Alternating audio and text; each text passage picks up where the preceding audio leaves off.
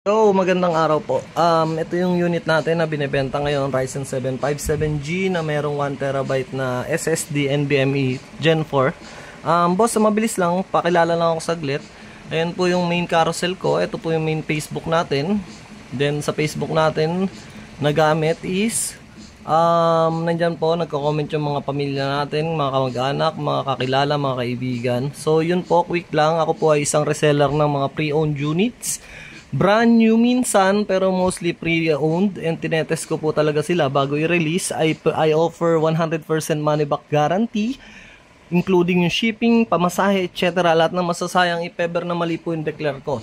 So, ito pong unit na to, boss, brand new condition, as in brand new. Pero ang price ko po is 18,000 lang, which is second hand price. Dahil, bakit mura? Kasi mura ko po siya nakuha. So, pag mura ko nakuha, mura ko lang din po binababa. Hindi na po para magtubo ng malaki. Okay. So, nakuha ko siya sa kapwa seller din na nag-pass break sa akin. Then, nakita ko yung specs. Okay, I can profit. I'll get it. So, yun boss. Ito yung breakdown ko ng prices niya. So, as of now, October 19, ang price niya po sa market is 27,000 pag brand new nyo binili. Which is, kagaya po ng sabi ko, brand new din po siya. Wala po kayong makikitang alikabok masyado dahil tinetest ko lang po siya. Pero syempre, second hand price tayo. So, ang bigay ko lang boss is 18,000. Kasama po tong system unit. Meron ka na pong mousepad, speaker. Ito pong keyboard and mouse. And ito po yung monitor niya na kasama 100Hz, 24 inches na IPS display and vision. Bago rin po yan boss. Nilatag ko lang dyan para matest natin. So, yun po, boss. So, part by part breakdown muna tayo bago tayo mag-test sa mismong actual unit. So, ang Ryzen natin dito, naka-price siya ng 8,895 sa market, brand new. Ito po siya sa Databricks, boss. Ayan din po yung price niya. In stock, ibig sabihin, available sa market at that price. Okay, so again, declaration lang po per parts. Then, yung B450M na, natin, nasaan po ba yun? Yeah, dito. 3,195 po yung MOBO niya ngayon. Ayan po yun. Next natin is itong heavy hitter natin. 1TB M2 NVMe SSD Gen 4. 100% health. Ayan po siya, boss. NVMe po yan. Gen 4 po yan, boss. Ayan, kung makikita nyo, may lighting din po siya na red. Which is yun yung indicator niya na it's working properly po. So, open natin, boss, yung hard disk Sentinel para makita nyo po yung RAM natin na R900 M2 1TB. 8 hours use power time. So, yeah. So, makikita nyo, talagang tines lang, boss. Kita nyo, wala pang 1 day halos ginagamit. So, yun. Yung palang tatlong yun, boss. Kung makikita nyo, yung palang tatlong yan, nasa magkano na po siya? Totally, nasa 17,700 na siya. Yun pa lang po yun. Kuha mo na agad yung 18,000 na selling price ko. For price as pre-owned, pero brand new, boss. Diba? So, sasabihin ko pa ba iba? Sige, sabihin natin. So, yung memory niya, meron po tayo dyan HKC memory, 16GB, 3,200 MHz. Ayan po, boss. Hindi yan 2.6, hindi yan 2.4, 3,200. Single stick, pwede ka pa mag-upgrade. Ito talaga, boss. Itong system unit na to is for upgrade if gusto mo na mas higher. Yung mga higher specs o gusto mong mag 2K, 4K, etc. Pwede itong mag-impact. Tatanggalin mo lang dyan yung iba. Pero kung ang preparing mo naman na paggagamitan is, prepared mo naman na paggagamitan is mga Dota 2, Valorant, AutoCAD, kaya nito, SketchUp, etc. Mga Office Works, mga Office apps. Medium to high settings, kaya nito Dota 2, Valorant, mataas ang FPS niyan, boss. So, yan, canvas na yan, kaya niya mag-run yung mga game na yan. So, yon, balik tayo. Pinrise ko lang ng 1.5. PSU, sabihin na natin na yan yung unang-una mo i-upgrade. Which is, kaya niya na rin mag-run. Kung makikita nyo, umiilaw yung hub natin. Ayun. So, yan. If ever i-upgrade mo to, una talaga PSU. Pero sa build na to, enough na yung ganyang PSU. Pinrise ko lang ng 500. Dapat nga 1,000 ang brand new ng mga PSU natin sa market eh. Na brand new. Pero 500 na lang, sige. Next natin yung 160mm na heatsink fan.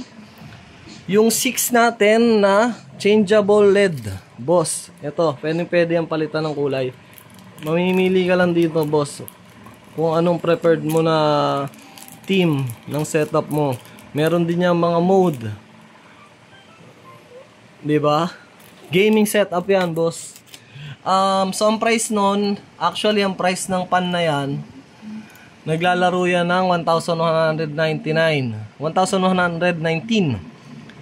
Anim yan, boss, ha. Ito kasi 3-in-1. So almost 2,000. Nilagay ko lang dito na brand new price 1,250. Halos freebie na lang halos eh. Well, ganun talaga. Mura natin ibebenta. Next natin yung in-play case. Ito, may box to, boss. Nakabox yan pag kinuha nyo dito. 998 siya sa saan ko to na-check? Sa ECPC.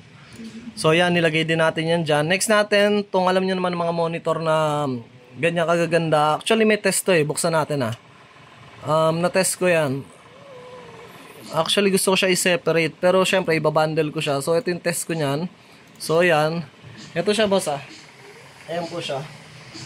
So ayan, makikita nyo. Walang issue yan. Brand new din yan, boss. Di ba? Buong buo. So yun ang kasama niya. Again, system unit. Ito mga to speaker kasama bago rin. Then yung monitor. For the price of 18,000 lang, boss. 27,000 worth ang makukuha mo.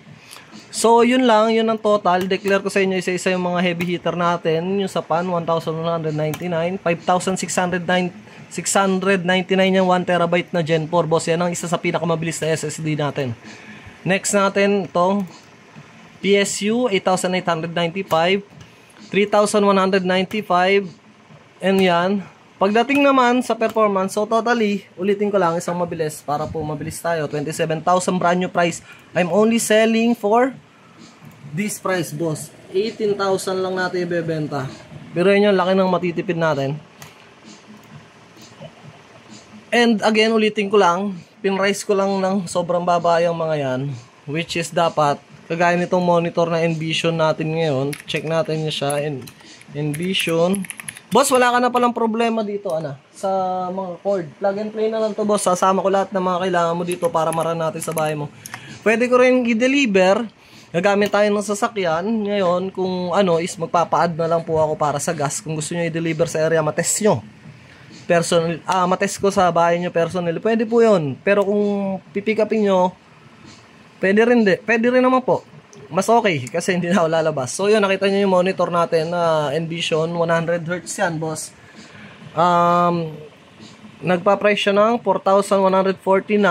Lazada flash pa yan, boss ah. So discounted pa yan sa ganyang price. So tumutubo ka dito, nagra-round to ng mga 30,000 pa nga eh. Kaya nga yan eh. Pero selling ko lang ng 18K, kumita lang ng konti, makaraos sa isang araw na may sale. So okay na sa akin yung boss, di ko na kailangan na mas mataas na tubo, na profit. More on customer tayo, bago profit. So yun lang, boss. If may iba pa po kayong katanungan, gaming test, pwede tayong mag-test. Sa ngayon, nag-run pa lang ako kasi nga bago to. So nagpapasa-pasa pa tayo ng file. Pero token pass to as Office Works number 1, mga games like Dota 2, GTA 5, kaya niyan, boss. Magra-run niya ng sobrang smooth sa mga medium display. Yun lang. If may iba pa po kayong katanungan, please let me know lang. Maraming salamat po. Peace.